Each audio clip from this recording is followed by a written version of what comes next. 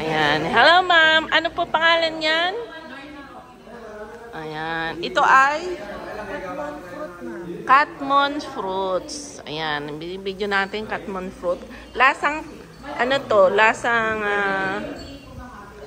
tawag dito? Kamyas. Ang galing, ngayon lang ako nakakita ng ganyan. Wala na po kasi yung ganito mo. Saan to? Galing ng Tarlac. Galing ng Tarlac pa to. In-order nyo pa ho. Hindi nagbigay po. May nagbigay. And then, ngayon lang ako nakakita ng Katmon fruits. Galing. Tapos binabalatan. Ayan, ganyan. Ayan, kukuha ka ng buo. And then, ayan, inaalis yung balbas. Katmon fruits.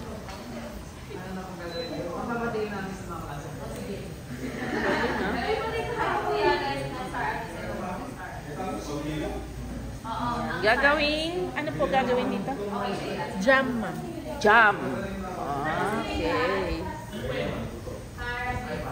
Ayan.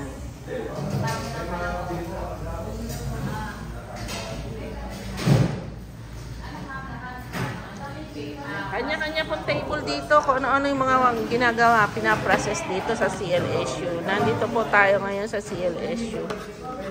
Food processing area. Ayan.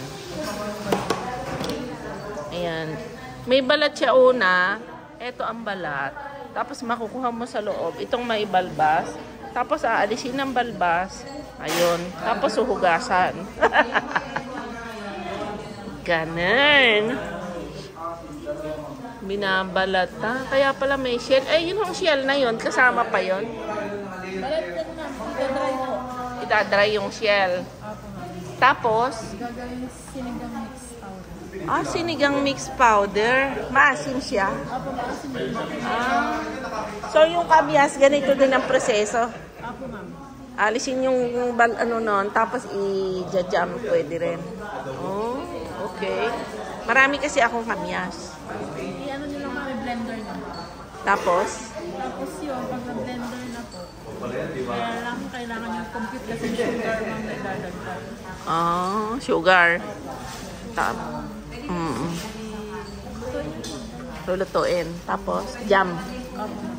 Blender, tapos sugar, and then jam na yon. Lulutuin hanggang sa lumapot yung kamyas. Ito na ang buo. Or ibe-blender din.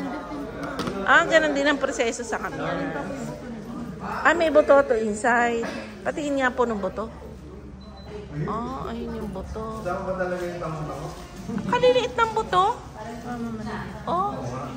Adi, pwede parang bayabas yan. Pwede ba? Parang bayabas. Ganun. Galing. Ayan, hello. Ayan. Kung kayo interesado sa mga ani natin na kailangang alam natin kung ano gawin, kung hindi mabili o mura. Ayan, ganyan po ang gawin natin. Marami tayong matututunan dito sa CLSU at sa ating pagbablog ng Tesyoy Orchids Farming. Please subscribe my YouTube channel, Tesyoy Orchids Farming.